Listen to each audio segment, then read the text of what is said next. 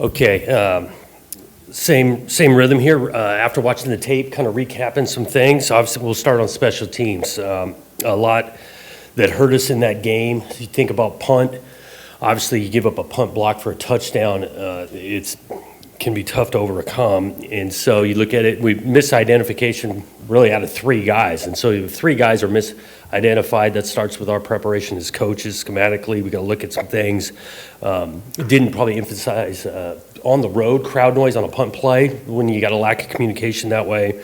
So that hurt. And then it continued on the punt side in the coverage aspect. And so there's a couple things that go with that. One is that when you get it protected, now you kick it, the placement. And that's we got a big-time punter, and he's got a big-time leg. And this old adage of kind of out-kicking your coverage, well, yeah, he kicks it deep, but also the placement of it. We got to get it closer to the sideline to use the sideline as help in coverage. At the same time, wherever he kicks the thing, we got to be able to cover better than we did.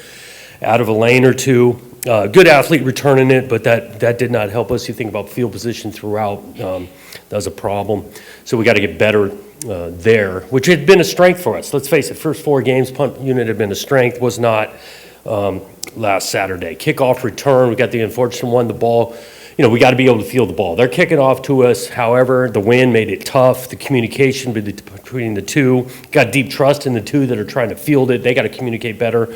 But that was a huge momentum play for them in regards to the thing. They came back. We took the lead, came back. The game's tied, and they get the ball with an extra possession. So special teams-wise, a lot to clean up that we need to do, especially when you play on the road. We got to have better play out of special teams units. Offensively, I think I mentioned it after the game too, you start with this 2 of 14 on third down. All right, so one, that's a terrible percentage. That's too many third downs in general. Well, what's leading into that? Your first and second down efficiencies, lack of run game efficiency really throughout. We got to do it better. We got to think about doing other things too, right? We sit here and, the players got to execute a run game better. Well, we got to start making sure too on us, on coaching side, schematics, those things, and that was some deep conversations yesterday as you looked into it. Pass protection, I felt during the game, it showed up being worse than it was on the film. We got to get a cleaner pocket for them. Again, it's 11-man football offensively, eyes, wind, a factor at times. They made a couple more throws into the wind than we did. I think that was a separator too, but offensively, not good enough. Give those guys some credit. When we had to have it, aggressive style in the fourth down thing, we did execute in the third quarter to take the lead with that, but not enough in the fourth.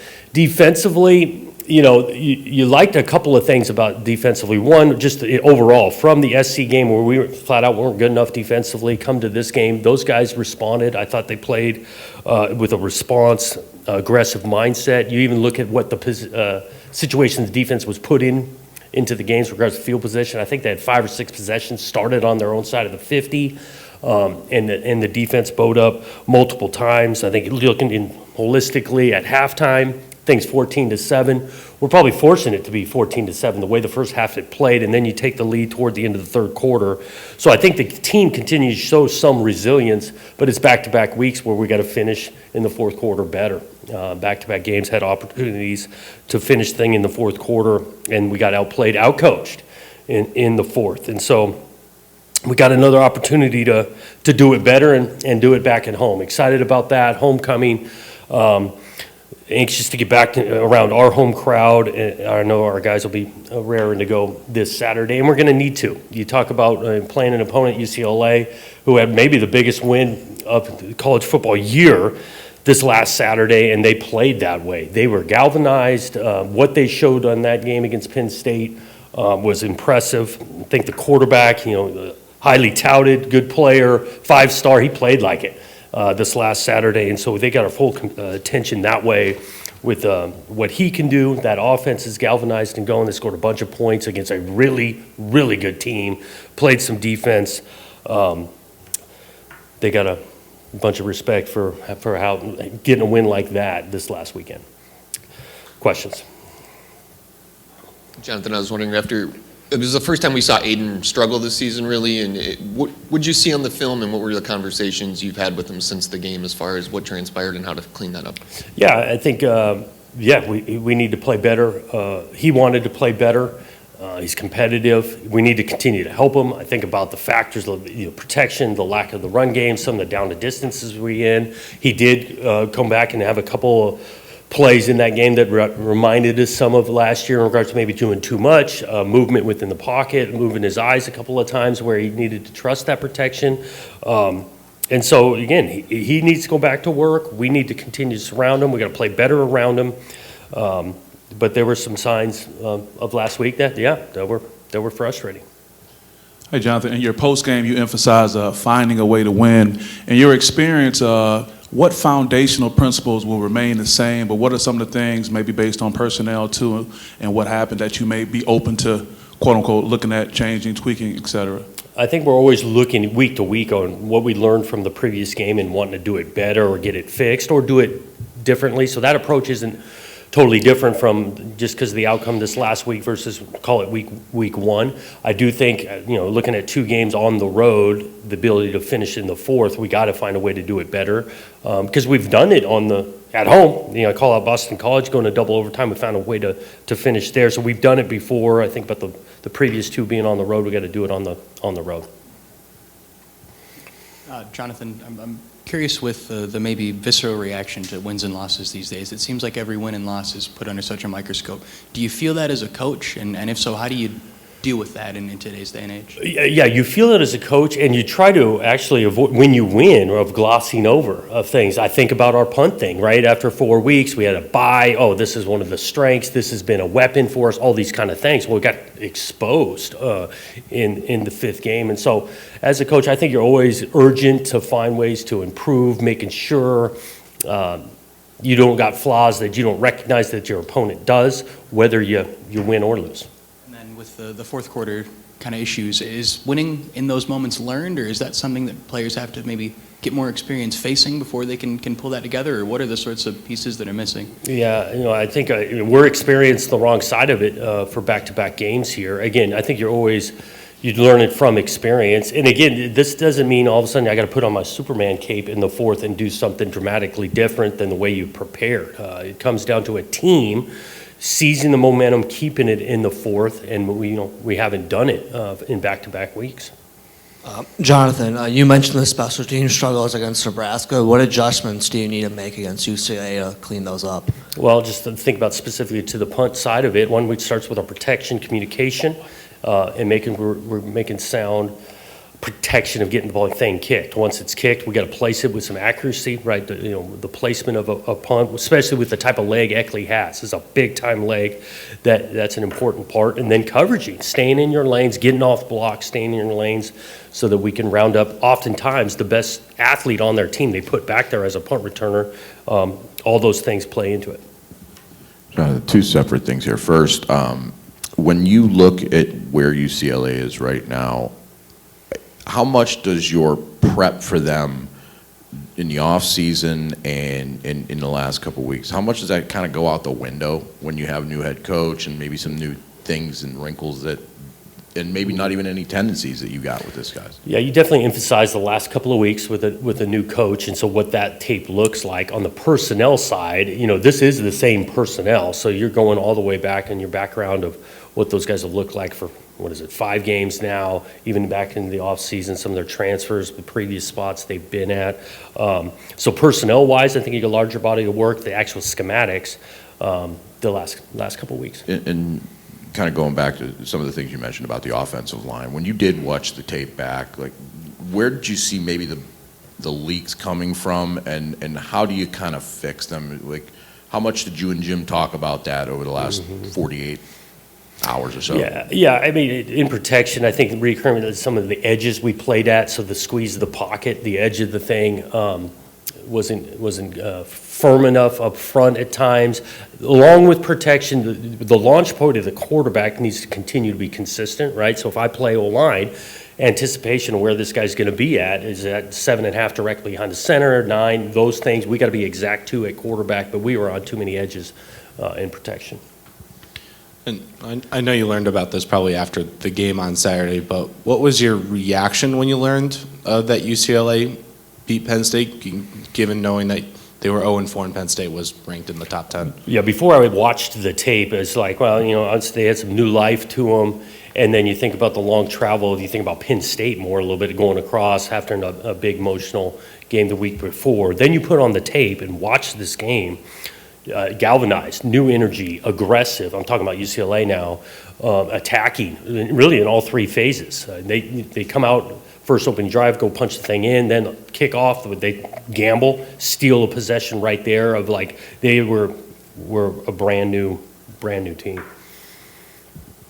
Hey, Jonathan. Sort of going off what Chris was asking, I'm wondering, do you notice any differences in UCLA, big or small, between the first three or whatever, and then last week with a different staff, different play caller? I don't know if it's dramatically different, but you look at the quarterback and how he hurt them with his legs, the ability to run. I know he's one of their leading rushers, but that part stood out, how he ran with the ball and really willingly made some plays for that offense. They were much efficient moving the ball against a really good defense. That stood out. Maybe in comparison to the week 1 and week 2, you look at their finish, even just the point total, right? The previous week, Northwestern, versus how many points they scored this last week. I mean, that jumps off the page. Also curious where your outlook is with Nakai and Ade, just starters that missed last week.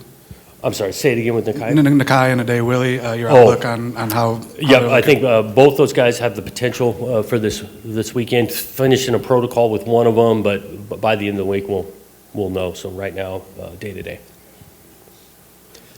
You mentioned after the game on offense, unable to answer there in the fourth quarter. You talked about the troubles in the fourth quarter. When you look back at those 3 possessions, 3 and out, 3 and out, 4 and out, there's a 3rd and 4 downfield incompletion, like a 2nd down swing pass that went negatively. Yeah, that was yeah. What do you look when you compartmentalize those 3 or 4 possessions? What did you see there? I think you think a little bit of the execution. I say this term coaches use all the time. The execution in those moments where it was lacking. The field position wasn't great. I'm thinking about the possession on the 9-yard line. 2nd down, we throw the swing route. Almost we threw the swing route as if it was hot in the protection. We actually picked that up, but the crowd noise, I don't think we're on the same page. And there's a quarterback O-line. O-line picks it up. Aiden thinks it's got to come out a little bit sooner. The swing route almost throwing it like a screen. Where's cover 2 by those guys that make the tackle for loss. Like that's a lack of execution on both fronts. Again, I go back to those moments where it's still there's no panic. The game is in the balance of finding not staying away from the 3rd and long that we faced the whole night, and that showed up in the fourth quarter. And Aiden, were his eyes in the right? Was he making good choices on some of those, like the 3rd and 4 and so forth? A couple of them he'd love to have back. Again, it goes back to whether they protected you well the previous snap. Does not matter. You go back to this trust idea. And we hammered, and this isn't specific just to Aiden, the whole group in regarding to trust each other, to doing their job so I can do my job, and focused on exactly what that individual needs to do. Quarterback, O-line, route runner, defensive end, post safety, play caller, all of us trusting the others to do their job. Jonathan, I think it was 12 negative yardage plays. Is it possible to win a game at this level when you have that? And other than block better, it seems like that was pretty much a complete team. You're talking about us offensively. Yeah, Because we got in the backfield. Yeah. It's hard to go backwards, and that's why it's not one. What you're asking the player to do schematically, and also is there a better answer of doing positive plays? You think about the situations we put them in, and so whether that's play calling, movement, identification on the road, executing it so you're not fighting the sticks as much. Because the sack thing showed up and some negative runs. Yeah. That was a problem. And TV focused on the blow-up with Aiden and Nick on the sideline. Is it as simple as a team saying, we're not going to let 6 get the ball, and when that happens, if you've got a weapon like that, how do you get it to him anyway? Mm-hmm. In regards to the conversation, those two, I'll describe it as during the game. I wasn't aware of it, learned it a bit after. I do think you're talking about a couple of guys that this means a lot to them and are pretty competitive. Those guys love each other and all of that. I do think Nick's a really good player, finding ways to continue to see his rep count of touches goes up, but he's not alone there. I look at Amari Kelly, been a really good player I think we targeted him one, and so that was discussed heavily yesterday, and we're hoping it looks a little different on Saturday. Jonathan, you get your first noon game as the coach here. Was there a little bit of, back-to-back weeks on the road, you get a little sense of normalcy with a noon game back at home, and then how you mentioned UCLA and Penn State having to go that way. Now they got to come your way and play 9 a.m. basically their time. How does that factor into the way you look at the game? We're definitely looking forward to a noon kickoff back at home, homecoming in front of our fan base, the passionate fan base that we have. We're excited about that. Again, I can't speak totally for UCLA, but watching them off tape on Saturday, I think they're going to be excited to play whatever time we're kicking off. When you were out west, did you ever play noon out east in your recollection? Nothing jumping right to me. I'm staring back at DVD. He's been with me the whole time. I don't think so. Okay. It seemed like there were a lot of passes deep into difficult wind on Saturday, or at least downfield. Is that does a game plan get adjusted when you see the conditions like that from what it might have been? And when you kind of look back at that and sort of the approach and some trying to connect there, do you wish there'd been a little more underneath, or just a different way about things? We can't just completely say, no, we're not going to try it, because we actually tried it both ways. With the wind, cut a couple overthrows, and our splits weren't great, tight spacing, this and that, vice versa. I think there was a couple of throws that were going into it that were affected, that we need to drive that more and all that. So it played a factor, but I was not going to say just completely zero. We're going to try a couple of those. I think it goes back to, hindsight, it's easy to do, but hindsight, instead of handing the ball off for a loss of -1, can we throw a quick screen or something to that extent, thinking about the factor of the win. Hindsight 2020. Jonathan, wondering what you thought of Alessio in his first real, sort of extended game action. Obviously, early is in the fire there, and then late he gets a good series. What you thought of him coming out of it when you got to take a look at it? Yeah, so there's just some silver linings all the time. You get some frustrations when you lose games. I did think he stepped up in a big moment, especially early on. Aiden takes a pretty good hit and needs to come off. Alessio comes in and executed. It was great to see. We've had a lot of confidence in Alessio, and I was glad for him, because when he's had some small amount of time in the game and hadn't gone his way, and then even that last drive, I think that stuff's important. He goes in, he executes, gets us another touchdown drive, so we were pleased for him, and he's been working really hard to have that kind of success. Thanks, guys.